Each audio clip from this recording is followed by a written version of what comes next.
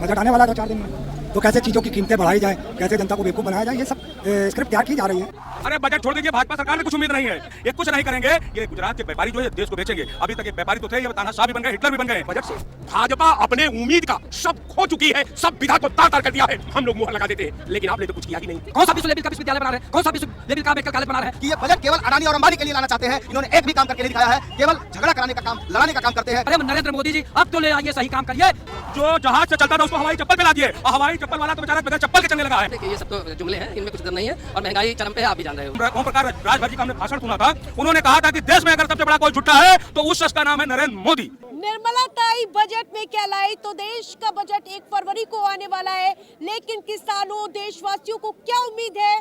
और इसी मुद्दे पर राजधानी लखनऊ में हलचल बढ़ चुकी है। लोगों से जानेंगे कि मोदी सरकार 2026 को, यानी कि 1 फरवरी को जो बजट लाने वाली है, कितनी उम्मीद है? नाम क्या है आपका? विनोद राय हमारा नाम। बजट कैसा होने वाला है इस बार का, विकसित भारत वाला बजट? बिल्कुल। 2014 से 15 तक बजट ये सरकार दी, 15 से 16, 16 से 17, 17 से 18, 18 से 19, 19 से 20, 20 से 21, 21 से 22, 22 से 23, 23 से 24 और 24 से 25। अब आ गए साहब हम लोग 26 में। जितना डाटा देश के पटल पर भारतीय जनता पार्टी का वित्त मंत्रालय ने रखा, उसमें हमको चाहे वो शिक्षा के क्षेत्र में मान लीजिए, चाहे महिला उत्थान के क्षेत्र में मान लीजिए, चाहे वो उद्योग उत्थान के क्षेत्र में मान लीजिए, चाहे वो शिक्षा के क्षेत्र में मान लीजिए, चाहे वो लॉ एंड ऑर्डर के क्षेत्र में मान लीजिए, चाहे वो बच्चों के रख रखाव में, किसानों के आय दोगुनी करने में। अब जब लॉ एंड ऑर्डर से संबंधित मामला होता है, जब लॉ एंड ऑर्डर के संदर्भ में सवाल होता है, तो बजट तो चीन से कंपटीशन आप कर रहे हैं, आप अमेरिका से कंपटीशन कर रहे हैं, आप इंग्लैंड जापान से कंपटीशन कर रहे हैं, रस्सा से कंपटीशन कर रहे हैं, लेकिन आपका बजट शिक्षा पर 3%। धार्मिक पैरे में बजट, कोई भी सरकार हो, धर्म का मैं अनादर नहीं करता, किसी समुदाय का धर्म हो, लेकिन अगर धर्म का आधार, धर्म का अतीत अगर वर्तमान स्ट्रक्चर पर हमला करता हो, वर्तमान स्ट्रक्चर के ऊपर उसको डैमेज करता हो, तो ये बच्चे आज जो देख रही हैं, जो यूनिवर्सिटी नेहरू जी के समय में लगी, वही यूनिवर्सिटी लाल बहादुर शास्त्री के समय में, इंदिरा जी के समय में, मोरारजी देसाई के समय में, बीपी सिंह के समय में, नरसिम्हा राव के समय में, अटल बिहारी वाजपेयी के समय में, वही यूनिवर्सिटी मनमोहन सिंह के ये कार्य का कालखंड में नया विकास 50 से 60 के दशक में जो नेहरू जी ने आधारशिला रखा था, आज उस पे आप ईंटा नहीं रख पा रहे हैं। आप नया भारत का सपना देख रहे हैं। आप यहाँ 80 करोड़ लोगों को 3 किलो गेहूं 2 किलो, ये मेरा आंकड़ा नहीं है, ये सरकार का आंकड़ा है कि हम 80 करोड़ लोगों को 5 किलो राशन दे रहा हूं। तो उम्मीद नहीं है इस बजट से? इस बजट से भाजपा अपने उम्मीद का, अपने विश्वास का, अपने संविधान के प्रति जिम्मेवारी का, अपने जवाबदेही का, अपने जो लॉ एंड ऑर्डर का, सब खो चुकी है, सब विधा को तार-तार कर दिया है। और इसी तरह का नया बात करके देश के आंख में धूल झोंक करके देश के साथ विश्वासघात कर रही है। मैं निश्चित तौर पर कहता हूं कि बता दो कि 12 साल के अंदर उत्तर प्रदेश, जहां गुजरात मॉडल की आप बात करते रहे, 1000 रुपया का कोई पीएसओ, 1000 रुपया का करोड़ का आप कोई उद्योग, कल कारखाना आप लगवा दिए हो, तो आपका जो है स्मार्ट सिटी, आपका बुलेट ट्रेन, आपका 15 लाख, आपका महिला सुरक्षा, आपका 370, जितना आपने काम किया है हम लोग मुहर लगा देते हैं, लेकिन आपने तो कुछ किया ही नहीं। ठीक है, 1 अप्रैल से नए आयकर के नियम लागू हो जाएंगे, आयकर में राहत मिलेगी तो कितना फायदा होगा? देखिए, आयकर से क्या होता है, देश के प्रधानमंत्री जी ये जुमला वाला जो है बजट लाते हैं बार बार। आप बताइए, 2 करोड़ लोगों को प्रतिवर्ष रोजगार देने की बात कहे, देश से भ्रष्टाचार समाप्त करने की बात कहे, देश से महंगाई समाप्त करने की बात कहे, विदेशों में जमा काला धन ला के देश में खुशहाली लाने की बात कहे, कौन सा विश्व लेवल का विश्वविद्यालय बना रहे हैं, कौन सा विश्व लेवल का मेडिकल कॉलेज बना रहे हैं, कौन सा विश्व लेवल का कोई कल कारखाना बना रहे हैं। बच्चे MSc PhD डिलीट करके, MA MSc काम करके, ITI पॉलीटेक्निक करके, BTech MTech करके, D pharma B pharma M pharma करके, IIT करके बेरोजगारी का दंश झेल रहे हैं। इनके माता पिता भी कुंठित हो रहे हैं और आप कह रहे हैं कि हम बजट ला रहे हैं। चिकित्सा, शिक्षा, स्वास्थ्य, रोजगार, सुरक्षा पे कितना बजट ले आ रहे हैं, उस पर तो काम नहीं कर रहे। वो बजट किसके लिए ला रहे हैं? अडानी के लिए ला रहे हैं, अंबानी के लिए ला रहे हैं। अमीर और अमीर होता जा रहा है, गरीब और गरीब होता जा रहा है। आप बताइए कि ये जो बच्चे बेरोजगारी का दंश झेल रहे हैं, इनके लिए क्यों नहीं कल कारखाना लगाते हैं? क्यों नहीं जो है बहुत बड़ी शिक्षण संस्थाएं खोलते हैं कि इनकी भर्ती हो? उस पर तो काम नहीं कर रहे हैं। और 15 लाख देने की बात कहे थे,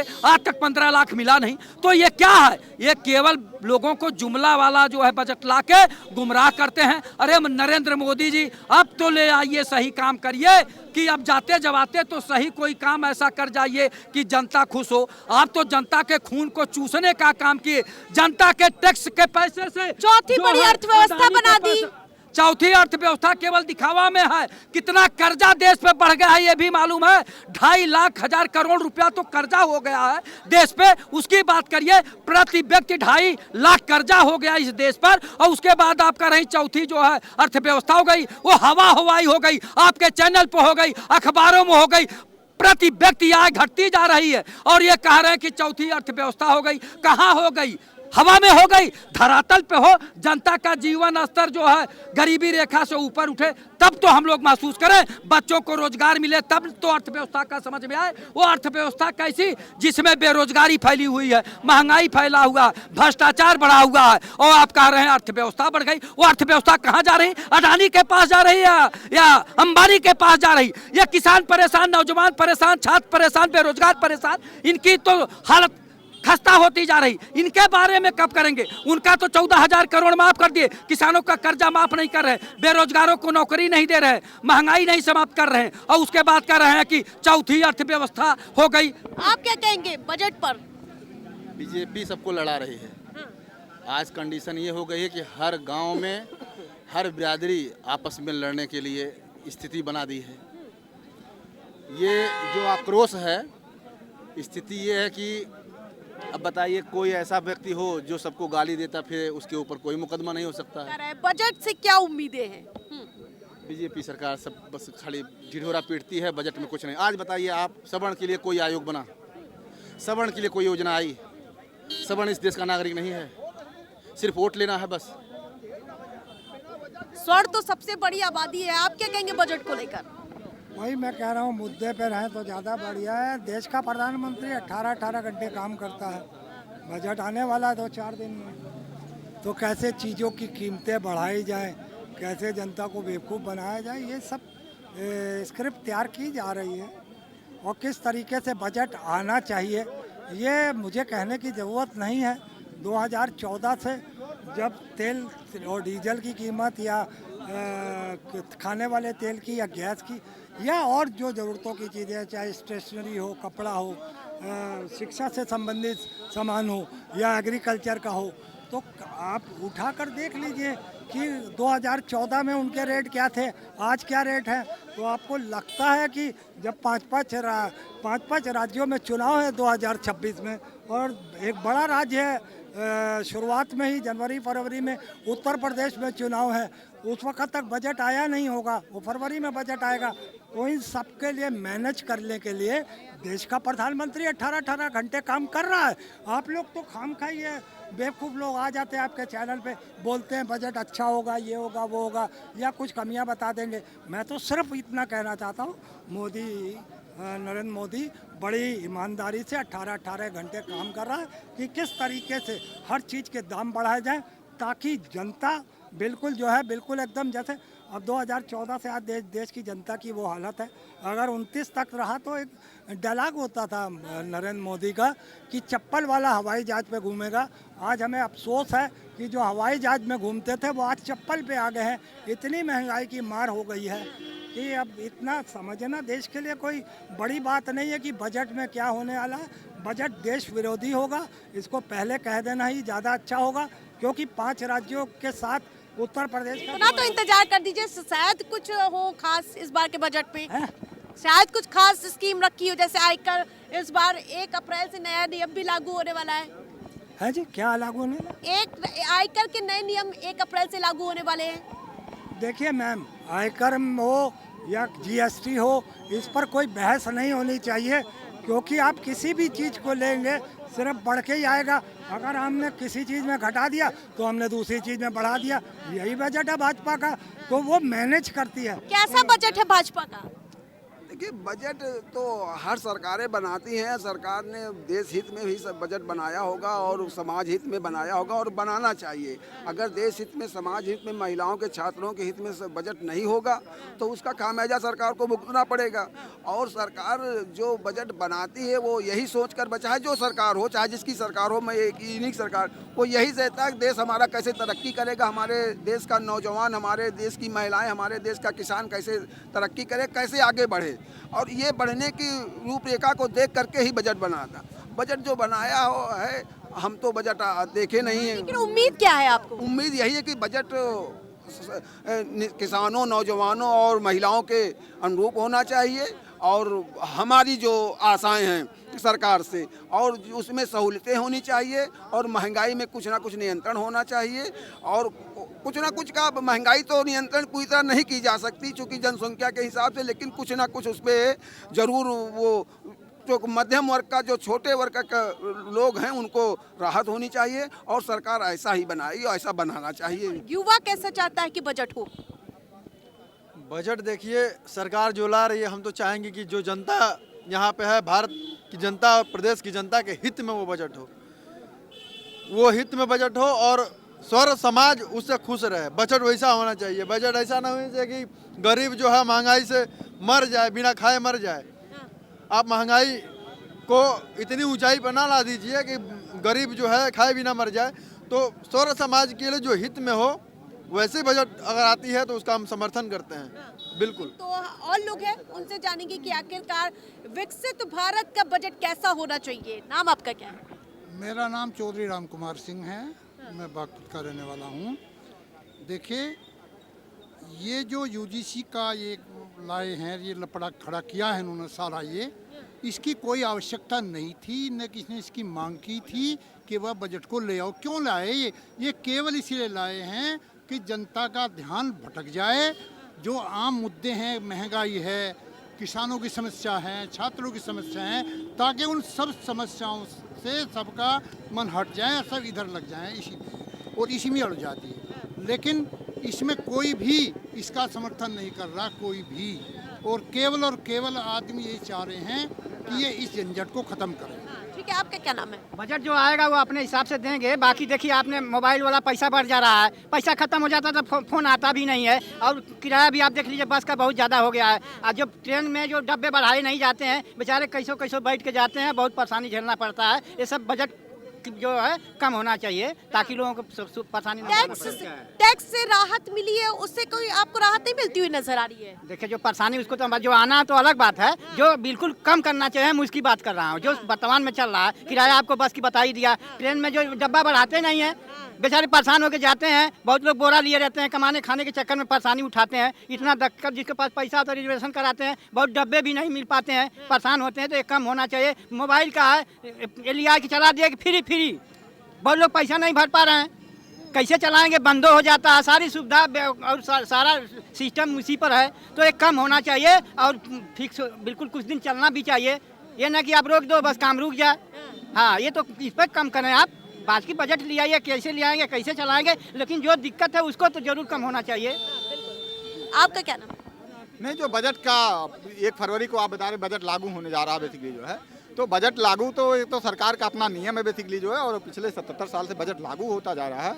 और तमाम ज़रूरतों के हिसाब से जो है बजट में प्रावधान भी किया जाता है जो है, लेकिन जो आम आदमी का अभी भी जो है रोजी रोटी महंगी साबित होती जा रही है, थाल महंगी साबित होती जा रही है जो है, बाकी चीज़ों पे अलग से टैक्स लगाया जा रहा है जो है। आम आदमी को भी जो एक राहत भरा जो है देना चाहिए। दूसरी बात आप जो कह रही हैं जो स्लैब बढ़ाया जा रहा है, बेसिकली जो है स्लैब बढ़ाने से आम आदमी का बहुत फ़ायदा नहीं है बेसिकली जो है, जो लोअर क्लास का है, क्योंकि उसकी उतनी इनकम ही नहीं है बेचारे की जो है बेसिकली जो है। तो जो उनको 8वां वेतन 7वां वेतन 8वां वेतन लगा करके जो मुट्ठी भर लोग हैं, 2-3 करोड़ लोग हैं जो नौकरी करते हैं जो है, उनको छूट दी जाती है और बाकी लोगों को उसके बिहाफ पे ही जो है उनका महंगाई बढ़ा दिया जाता है सामानों का जो है।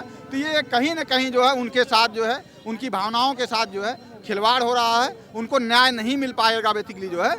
मैं चाह रहा हूँ कि इस बजट के साथ साथ कोई ऐसा भी योजना सरकार बनाए जो है कि जिनको सरकार नौकरी नहीं दे पा रही उनको भारत मित्र बना करके जो है मिनिमम उनको कम से कम 10,000 रुपये जो है फिक्स कर दे कि हर महीने उनके खाते में आए, वो लोग वर्क फ्रॉम होम करें, घर बैठे नौकरी। जनता का ये बजट कैसा होना चाहिए, आप क्या कहेंगे? हमारा अरुण श्रीवास्तव नाम है। क्या कहेंगे कैसा होना चाहिए बजट का कितनी उम्मीद है सरकार से? बजट के बारे में सबसे पहले तो जो हमारे अन्नदाता हैं जिनकी वजह से हम जीते हैं, उनके उपयोग की जो वस्तुएं हैं उसे सस्ता होना चाहिए। जैसे खाद है, बीज है, पानी जो दिया जाता है सिंचाई के लिए, जो जुताई के लिए मशीनें आती हैं, उसको वो लोग कभी कभी जो गरीब किसान हैं वो इस्तेमाल नहीं कर पाते हैं। ठीक है, उसके लिए बहुत आपको बजट में ऐसा व्यवस्था करिए कि जो गरीब से गरीब किसान है निचले स्तर का वो उसका इस्तेमाल कर सके। उसके बाद जो सामान बिकता है उसको जब ले आते हैं मंडी तक तो इतना कम रेट हो जाता है। कभी कभी आपने सुना होगा कि आलू को टमाटर को फेंक दिया सड़कों पर और ट्रक से कुचलवा दिया। तो उसके लिए चाहिए कि आप ट्रांसपोर्टेशन व्यवस्था ऐसा करिए कि वो अपने खेत से मंडी तक आएँ, तो इस तरीके से लेकर के आएँ कि वो उनको उसका रेट मिल जाए। उसका USP ऐसा तय करें कि आपको पता है कि क्या लागत है और क्या हमारी बचत है, उस हिसाब से उसका रेट तय किया जाए। बजट में ये 2 चीज़ विशेष मतलब उम्मीदें हैं सरकार से, हैं? उम्मीदें हैं इस बजट से? सरकार से उम्मीदें हैं अन्नदाता को लेकर के। किसान, सबसे बड़ा देश किसान हमारा है। उसके बाद जो सामान्य जनता के लोग हैं, मिडिल क्लास फैमिली के जो बच्चे पढ़ रहे हैं वो बेरोजगार घूम रहे हैं, उनके रोजगार के लिए कोई ऐसी व्यवस्था की जाए, कोई ऐसा आसान तरीका ढूंढा जाए कि कम बजट में या कम लोन ऐसा दिया जाए जिससे वो कुछ अपना स्वरोजगार कर सकें, इससे उनके परिवार का पालन पोषण हो सके। ये 2 चीज़ें मुख्य हैं। ठीक है, तो लोगों की मिलीजुली प्रतिक्रिया लगातार देखने को मिली। आपको क्या बजट से उम्मीदें हैं? हमारा ये कहना है जो सरकार आए वो सबकी आगे मतलब बढ़ाते जाए, जो बेरोजगार हैं उनके लिए नौकरी मिलती जाए। हम लोग बहुत परेशान हैं, कितने साल हो गए हैं, जब 2026 से हम लोग नौकरी नहीं पाए। अब हम लोग 6 भाई हैं, तब से नौकरी भूखे प्यासे हम लोग टहल रहे हैं। बस जो नया टैक्स का स्लैब होने वाला है उससे क्या कोई राहत मिलेगी?